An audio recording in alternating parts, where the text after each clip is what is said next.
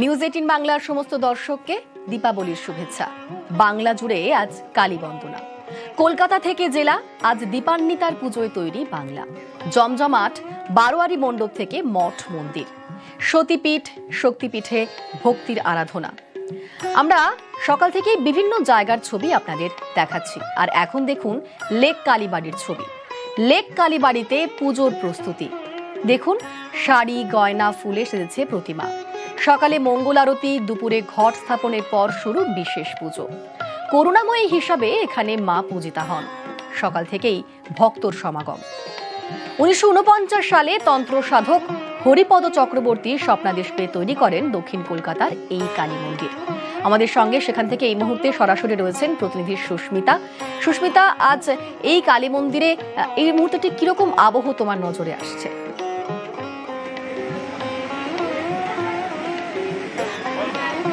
আবহটা আবেগঘন বললেও ভুল হয় না, তার কারণ সকলেই ভক্তি ভরে মায়ের আরাধনা করছে। সালটা 1949, তন্ত্রসাধক হরিপদ চক্রবর্তী স্বপ্নাদেশ পেয়েই মায়ের এই মন্দির স্থাপন করেন। আটচালা মন্দির থেকে আজ মা একেবারেই ফুলে ফলে ভরে উঠেছেন, সে কথা বলাই যায়।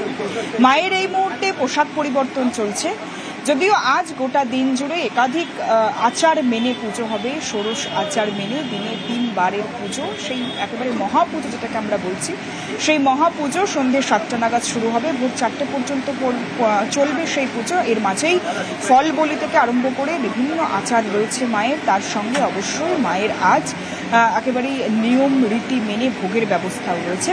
এবং সকাল থেকে আমরা দেখছি লেক কালীবাড়িতে সাধারণ মানুষ, জনতা, ভক্ত তারা ঢলে পড়েছেন। সকলেই চাইছেন সকাল সকাল মায়ের পুজোটা সেরে নিতে। এবং তার সঙ্গে পুরোহিত রয়েছেন, সেবায়েত রয়েছেন, যিনি মায়ের এই পুজোর সঙ্গে ওতপ্রোতভাবে যুক্ত। একটু কথা বলবো, অত্যন্ত ব্যস্ত তারা, চূড়ান্ত ব্যস্ততার মধ্যেই চলছে পুজো পাঠ এবং তার সঙ্গে অবশ্যই মায়ের আরাধনা, মায়ের বস্ত্র পরিধান চলছে। একটু কথা বলার চেষ্টা করি।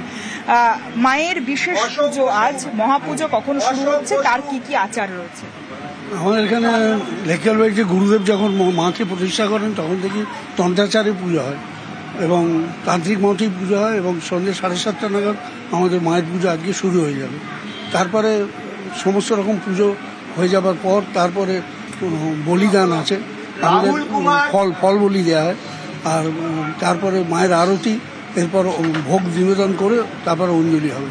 মায়ের মূর্তিটা একবার দেখাই, অপূর্ব মায়ের মূর্তি। মা একেবারে সেজে উঠেছে, নবসাজে মা সজ্জিত, সোনার গয়না, তার সঙ্গে ফুলের সাজ এবং একেবারে নতুন শাড়িতে মা এই মুহূর্তে সুসজ্জিতা। মা লেক কালীবাড়ির এই মায়ের দিকে তাকালে ইতিহাস বিজড়িত লেক কালীবাড়ি কথিত আছে মা নিজের পুজোর সকাল থেকে মায়ের নতুন সাজ, সোনার গয়না এবং নতুন বস্ত্রে আজকে সেজে উঠেছে মা।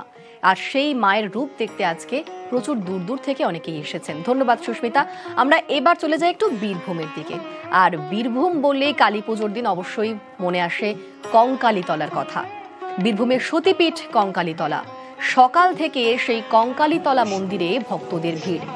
এই মুহূর্তে আমাদের সঙ্গে আমরা কথা বলবো আমাদের প্রতিনিধির সঙ্গে। তো আমি এই মুহূর্তে ছবিটা আরো একবার দেখাই।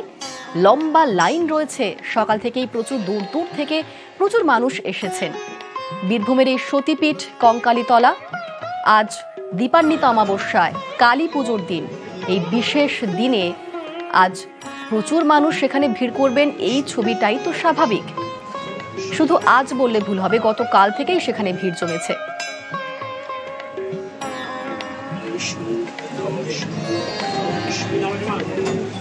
চলুন এই মুহূর্তে ছবিটা আরো একবার দেখাবো। আমাদের সঙ্গে সরাসরি রয়েছেন প্রতিনিধি ইন্দ্রজিৎ রুজ। ইন্দ্রজিৎ, কঙ্কালীতলার মন্দির, যে কঙ্কালীতলা মন্দিরে প্রচুর দূর দূর থেকে আজকের দিনে অনেক মানুষ আসেন, আজ সকাল থেকে কিরকম ছবি এবং সকাল থেকে কিরকম উপাচার চলছে সেখানে?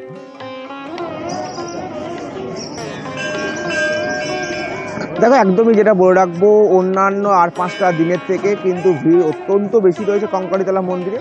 কারণ যত বেলা গড়াবে তত কিন্তু মানুষজন আসবে। শুধুমাত্র বোলপুর বা এই কঙ্কালীতলা আশেপাশের লোকজন না, বিভিন্ন জায়গা থেকে এই কঙ্কালীতলা মন্দিরে কিন্তু এই দীপান্বিতা অমাবস্যার দিনে মানুষজন পুজো করাতে আসে। ঠিক এবছরও তার অন্যথা নয়, মানুষজন কিন্তু ইতিমধ্যেই আসছে এবং যে পেছনে যে লম্বা লাইন পড়ছে ইতিমধ্যেই, তারা কিন্তু আস্তে আস্তে যে গর্ভগৃহ, সেই গর্ভগৃহের মধ্যে প্রবেশ করে তারা কিন্তু পুজো দিচ্ছে। বিশেষ করে যেটা বলে রাখবো, বিশেষ কিছু ভোগের ব্যবস্থা যেমন এবারে করা রয়েছে, দুপুরে ভোগের ব্যবস্থা করা রয়েছে। তাছাড়াও রাত্রে, অর্থাৎ ঠিক রাত্রি 8টার পরে কিন্তু মায়ের যে ভোগ আরতি, সেই ভোগ আরতি হওয়ার পরে মাকে কিন্তু, অর্থাৎ কালী মাকে কিন্তু বিশেষভাবে পুজো করা হবে, অর্থাৎ কালী রূপে পুজো করা হবে। এমনটাই কিন্তু এখানকার যারা ভক্ত, যারা পুরোহিতরা রয়েছে তারা কিন্তু জানাচ্ছে যে বিশেষ যে পুজো, সেই পুজো কিন্তু রাত্রি 8টার পরে শুরু হবে। আর তার আগে থেকে অন্যান্য দিন যেমন মায়ের পুজো হয়, ঠিক তেমনভাবেই কিন্তু পুজো হয়ে আসে সকাল থেকে। আর বিভিন্ন জায়গা থেকে মানুষজন আসছে, তারা কিন্তু আজকে কঙ্কালীতলা মন্দিরে পুজো দিচ্ছে। বেশ, ধন্যবাদ। এবার আমরা যাব একটু সিঙ্গুরে। সিঙ্গুরের ডাকাত কালীর পুজো। সকাল থেকে সেই ডাকাত কালীকে দেখতে মন্দিরে রয়েছে ভক্তর ঢল। আমাদের সঙ্গে সরাসরি সেখান থেকে রয়েছেন প্রতিনিধি রানা। রানা, সিঙ্গুরের এই ডাকাত কালীর পুজো, এর ইতিহাসটা ঠিক কিরকম?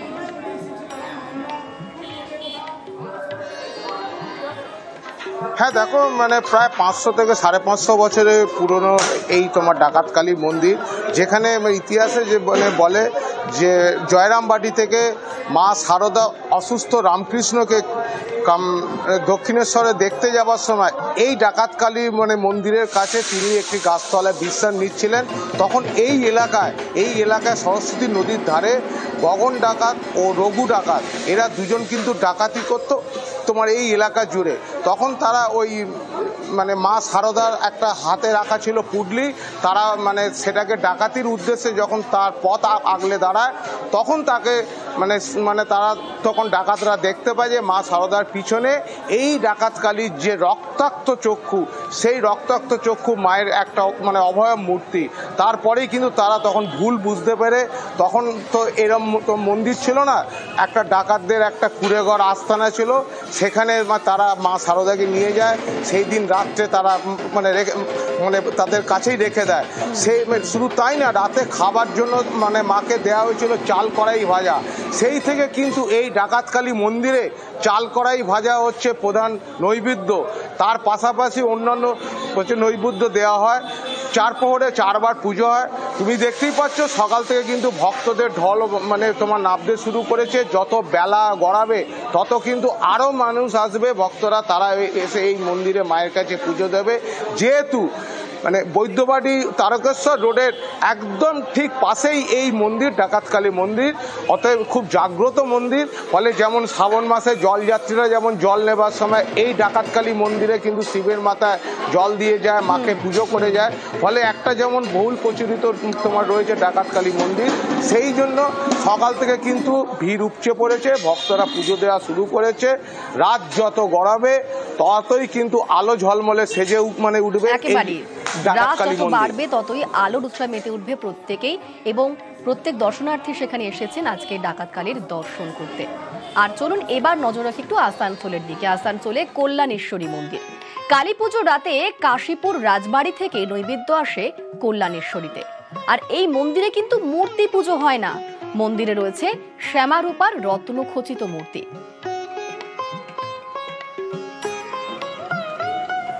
যে ছবি দেখছেন সেই মন্দিরেও আজ সকাল থেকে ভক্তের ঢল নেমেছে।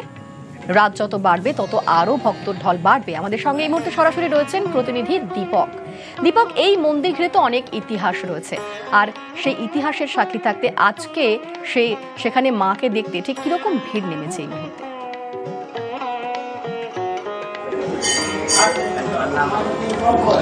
দেখো, একেবারেই 9 শতাব্দী প্রাচীন এই মা কল্যাণেশ্বরী মন্দির। এই মন্দিরের অনেকই গল্পগাথা আছে, কিন্তু এইখানে মা বিরাজমান আছেন শ্যামারূপা রূপে, এবং ইতিহাস সাক্ষী আছে কি এই মন্দিরে সন্ধ্যা আরতি দিনে হতো। কারণ ছিল, একসময় ছিল এই মন্দিরে চারিপাশে বাঘের ভয় ছিল, সেই বাঘের ভয়ে সন্ধ্যা আরতি দিনে হতো। কিন্তু এই যে কালী পুজোর রাত, সেই কালী পুজোর রাতে আজকের রাত্রে মন্দির খোলা থাকে, এবং সেই পরম্পরা মেনেই আজও রাত্রে মা কালীর পুজো হয়। শ্যামারূপে মা বিরাজমান করেছেন এই মন্দিরে, এবং আজকে পুজো হয়। এবং এই পুজো দেখতে কিন্তু একদিকে যেমন বাংলার বহু বিভিন্ন জেলার প্রান্তের মানুষরা ভিড় জমায়, ঠিক তেমনি পাশের রাজ্য ঝাড়খণ্ডেরও বহু মানুষ এই মন্দিরে আগমন হয় এবং কাশীপুরের রাজার রাজবাড়ি থেকে ভোগ আসে, তারপরে মন্দিরে পুজো শুরু হয় এবং যে মন্দিরের আজকের দিনে কিন্তু বিশেষ একটি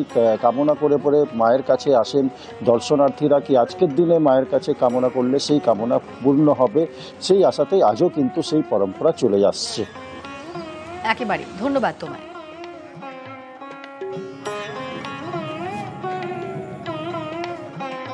দীপান্বিত অমাবস্যা, কালী পুজো, আলোর উৎসব, কিন্তু সেই কালী পুজোর দিন যদি দুর্গাপুজো হয়, এমনটা হয় কি? আসলেই হয়। বিষ্ণুপুরের রক্ষিত পরিবারের দুর্গাপুজো, কালী পুজোর দিনে সেখানে দুর্গাপুজো হয়। রক্ষিত পরিবারের এই পুজো ঘিরে কত ইতিহাস রয়েছে। 200 বছরের পুরনো সেই পুজো। দীপান্বিত অমাবস্যাতে সেখানে দুর্গার আরাধনা হয়। কিন্তু কেন হয় চলুন জেনে নিই। আমাদের সঙ্গে সরাসরি রয়েছেন দেবব্রত। দেবব্রত, কালী পুজোর দিন দুর্গার আরাধনা কেন?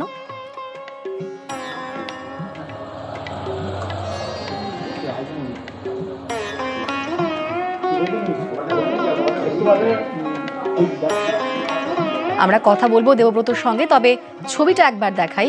একেবারেই সেই পুজো সেজে উঠেছে, মণ্ডপ সজ্জা একেবারে সুন্দর করে আলপনা দিয়ে মায়ের সামনে আলপনা আঁকা রয়েছে। 200 বছরের এই পুরনো পুজো, রক্ষিত পরিবারের এই পুজো ঘিরে প্রচুর ইতিহাস রয়েছে। দীপান্বিত অমাবস্যায় কালী পুজোর দিনে দুর্গা পুজো হয় সেখানে, কিন্তু কেন হয়? আমাদের সঙ্গে রয়েছে দেবব্রত। দেবব্রত, এর ইতিহাস কি? কালী পুজোর দিন কেন রক্ষিত পরিবারে দুর্গা পুজো হয়?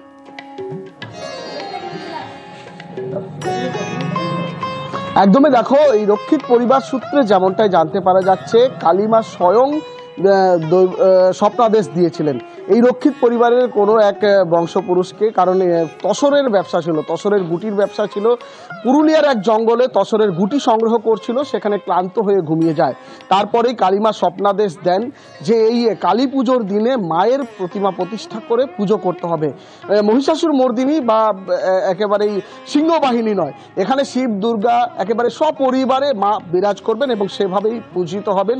200 বছর ধরে সেই পুরনো ইতিহাস আজও বহন করে নিয়ে চলেছে এই পাট্টা পরিবার, অর্থাৎ রক্ষিত পরিবার। আমরা একটু যদি কথা বলি, এখানে রয়েছে এই পরিবারের সদস্যরা। বলছি দিদি, আজ তো গোটা দেশ কালী পুজোয় মেতে উঠবে, আপনারা দুর্গা পুজোয় মাতবেন, কেমন লাগছে, কি বলবেন?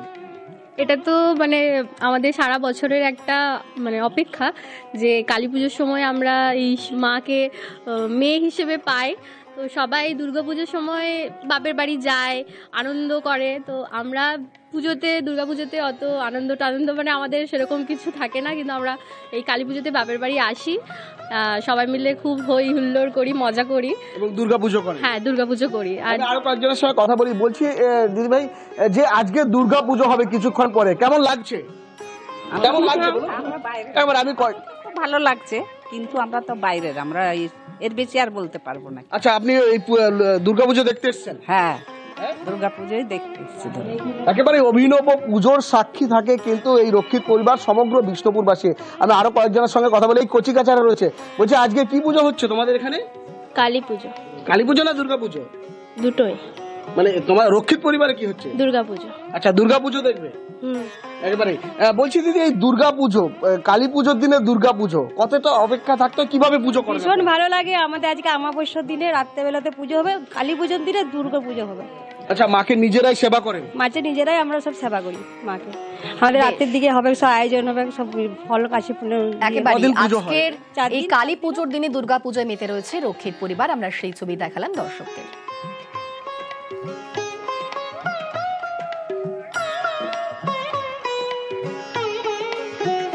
কালী পুজোর শুভেচ্ছা মুখ্যমন্ত্রীর। গানের সুরে কালী পুজোর শুভেচ্ছা। মুখ্যমন্ত্রীর কথা ও সুরে গান গেয়েছেন শ্রীরাধা বন্দ্যোপাধ্যায়।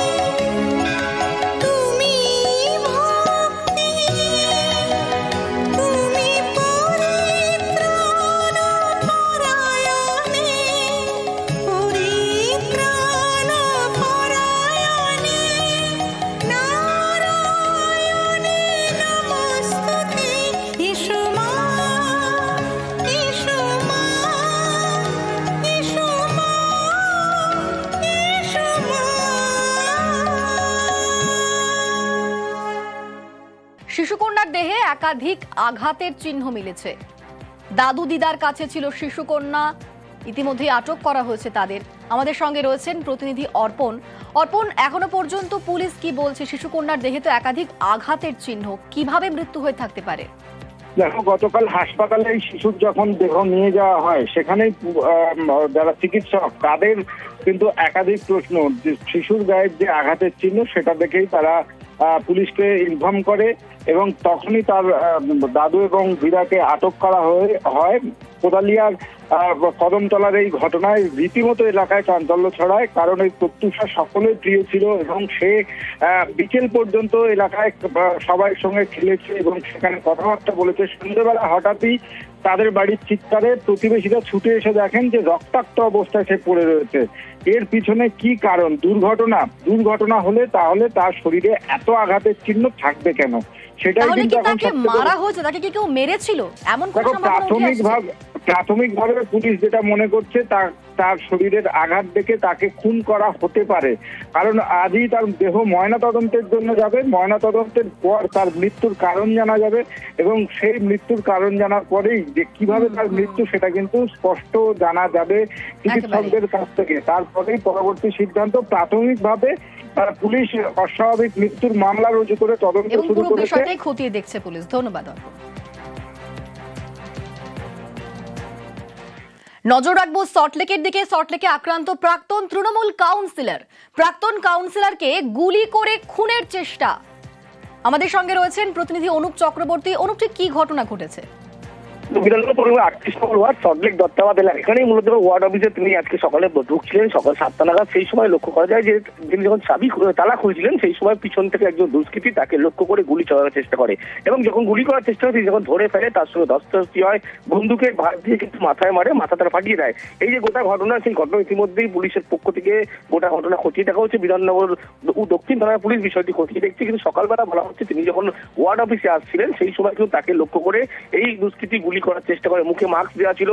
ইতিমধ্যেই সিসিটিভি ফুটেজ পুলিশ সংগ্রহ করেছে, সেই দুষ্কৃতীর খোঁজ করা হচ্ছে। এই নতুন নয়, এর আগেও কিন্তু এই তৃণমূলের প্রাক্তন কাউন্সিলর নির্মল দত্ত তার উপরে হামলার অভিযোগ একাধিকবার উঠেছিল, কিন্তু আজকে সকালবেলা যখন তিনি ওয়ার্ড অফিসে ঢোকেন সেই সময় কিন্তু একেবারে তাকে লক্ষ্য করে গুলি করার চেষ্টা করে এবং তিনি ধরে ফেললে তার সাথে ধস্তাধস্তি, তারপরে তার মাথা ফাটিয়ে দেওয়া হয়। এই ঘটনায় পুলিশের পক্ষ থেকে গোটা যাবতীয় বিষয় যেমন খতিয়ে দেখা হচ্ছে, অন্যদিকে নির্মল দত্ত তিনি অভিযোগ করছেন দুষ্কৃতীরা এই ঘটনা ঘটিয়েছে। পুলিশের পক্ষ থেকে সেই দুষ্কৃতীর খোঁজে ইতিমধ্যেই খোঁজ চালানো হচ্ছে। বেশ, ধন্যবাদ। গোলাপি রঙের জামা গেঞ্জি পরে ছেলে পিছন দিক দিয়ে অ্যাটাক করেছে, মুখে কালো মাস্ক ছিল, গুলি করতে যাওয়ার ধরে নিয়ে যা কষ্ট করছে তখন পারছিল না, তখন মাথায় বাঁধলো, বন্দুকের বাড়িতে মেরেছে। তবে মেরে তারপরে যখন সবাই যখন হুড়ুকে পাড়াতে বেরিয়ে আসলো তখন বেঙ্গল কেমিলার দিকে বেরিয়ে গেল। ও একা ছিল। এরা কারা সে বলতে পারবো না কারা, নিশ্চয়ই আইনের ব্যবস্থা নেবে। থানা বরাবর সঙ্গে সঙ্গে আমাদের বিধাননগর সাউথ থানা এসে তার তদন্ত করবে, দেখবে। ওখানে সিসিটিভি আছে, আমাদের বেঙ্গল কেমিক্যাল মেট্রোর সামনে যে সিসিটিভি আছে দেখলে নিশ্চয়ই হয়ে যাবে। সল্টলেকে এনজিও কর্মীকে পিটিয়ে খুনে গ্রেফতার 2।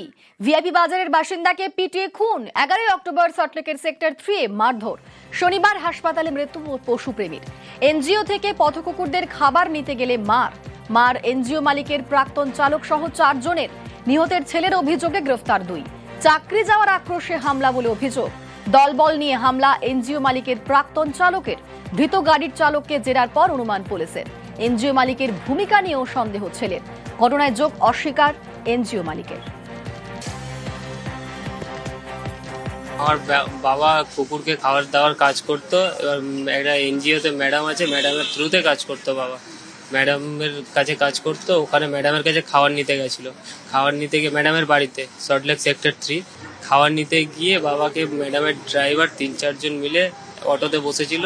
বাবা নেমেছে আর 3-4 জন মিলে মাথার এই জায়গায় ফ্র্যাকচার করে দিয়েছে, এই জায়গায় মানে ব্রেন হ্যামারেজ হয়ে গেছে। তারপরে কালকে রাত 10টা-20তে বাবা মারা গেছে। বাবার কাছে মাঝে মধ্যেই টাকা চাইতো। এখন ম্যাডাম কিসের জন্য ম্যাডাম করালো না ম্যাডাম করলো না ড্রাইভার নিজে থেকে করলো রাগের জন্য, এটা হচ্ছে বাবাকে যেদিন মেরেছিল সেটা 11 তারিখ রাতে। 2 জনকে গ্রেপ্তার করেছে বিধাননগর থানা। বাড়ি থেকে ও কোনোদিনই নিয়ে যেত না।